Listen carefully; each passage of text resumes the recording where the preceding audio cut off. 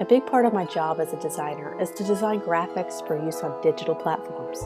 I wanted to show my raw and realistic design process I go through using a company very similar to my own client. What you're seeing is my authentic process, and little has been planned out, so you can see the why behind the design choices I made. So sit back and enjoy the process.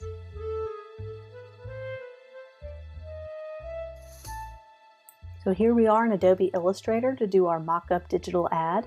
I'm going to do a generic kind of horizontal ad because you're mostly going to be working with the horizontal space. There'll be a lot of instances where we're going to be working with square dimensions and also vertical, but I like to kind of start off with this horizontal version because I feel like it's easier to adapt to the other sizes. So here we go.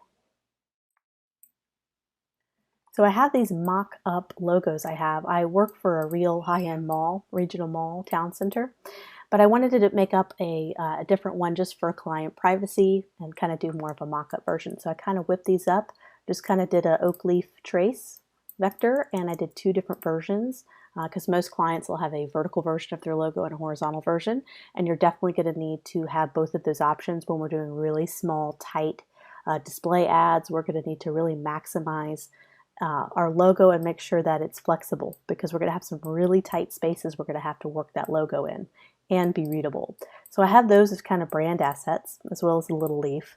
I have a photo I'm already interested in using. This is going to be a high-end mall, a town center type place. And I also have a list of the stores that they want to promote. So I kind of have some basic elements. I don't have a call to action yet, and we're going to figure that out after we put the basic elements of the ad together.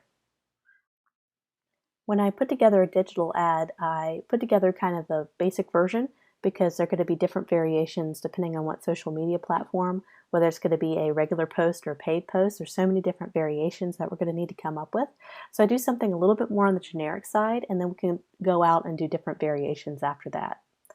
So I have our photo, so I'm just going to, what I love about picking out photos for social media posts is I love to find them where I have a lot of extra room on the left, right, top, and bottom sides because you're going to have to adapt this photo to so many different sizes. The more cropping room that you have for your photo, the more flexible it's going to be. So I found this one to be fairly flexible. I can use this on a vertical and I can use this on a horizontal ad. Let's go ahead and get the right sizing for this ad. So I'm just going to go ahead and kind of crop it, put it off the page. I want to leave maybe a column of white space to kind of stack our restaurants and our stores and also our logo at the bottom. So I'm just going to leave a little area for that. And anything that bleeds off the edge, I'm just going to go ahead and take my rectangle tool and I'm just going to crop it just to kind of block that out in my mind. And I'm going to get my direct selection tool. Let's go ahead and find the right cropping for this. I want to focus on the bag for sure. Shopping. There's two different items here. We have jewelry and luggage and bags. So I want to make sure we focus on that. So I want to start to figure out what logo I'm going to use. So since this is going to be a vertical orientation where I'm going to be placing the logo, that'll be an easy choice. I'm going to get my vertical version of the logo. I want to leave a little room for a call to action, but since I'm not sure how much room I'm going to have left over, I'm going to wait on that. Let me go ahead and bring our store names in. And so in terms of picking a font choice for this, we have two different fonts here from the logo branding that we want to pull from. So let's find out which one we think works better. So this is a sans serif, and let's close the spacing between the lettering. So that's one option. Let me do all caps. And let's add some spacing and white space between all these. So let's make it smaller and add some more spacing between the lines. Add a little more leading. Call it leading. So that's an option. Center align might look a little bit better. And let's check the weight on this. So right now I have semi-bold, but let me see how regular looks. And I'm going to try light, but I have a feeling that's not going to be a strong enough weight to show up. Because really you're going to see this ad about this size. This is the size you're going to see it if it's a Facebook post in your Facebook feed. So it's good to zoom out and kind of be able to see how it's really going to be viewed. So let's flip back to semi-bold. And let's add a little spacing. I like some spacing in my lettering, and let's make it a little smaller and close the leading down a little bit. I want to make sure I have ample white space between these edges so it'll help the design breathe a little bit. So let's see, do we like that? That's an option. I'm going to copy and paste that, and I'm going to try this other serif font in the Simon Oaks. And I need to close the spacing because I just don't have that much room. And shrink it down to the same thing we did. Let's make it all caps. And let's add some leading. Let's center a line. Or you know what, we could do a left align here. Let's see what that looks like. And I believe I have some weight options here. This is Marion. I do have a bold, so we may have to use the bold for the digital ad. And we would probably use a lighter weight for a print ad, since that's going to come out a little better than a digital. Digital, everything is so much smaller. So you really got to increase the weights on your fonts and use bolder weights. So there is an option. I feel like since the logo is such a center aligned logo that we almost have to follow that throughout this area. So since this is such a strongly centered logo, let's do center align for our text as well. And let's really stretch that out. That was almost too much white space. We can stretch it out a little bit.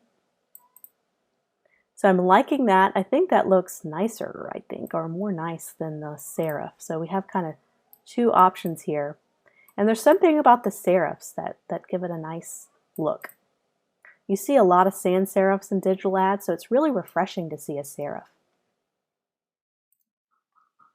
So now that we're starting to get kind of a basic layout going, let's fine-tune some things and make sure we have the proper spacing. So I'm just going to make sure this is center aligned with this white column. So I'm just drawing a simple box and then just doing some center, go up here to my align panel, making sure everything is nicely aligned. So I'm going to group that together, align all of these elements, bring that back. There we go.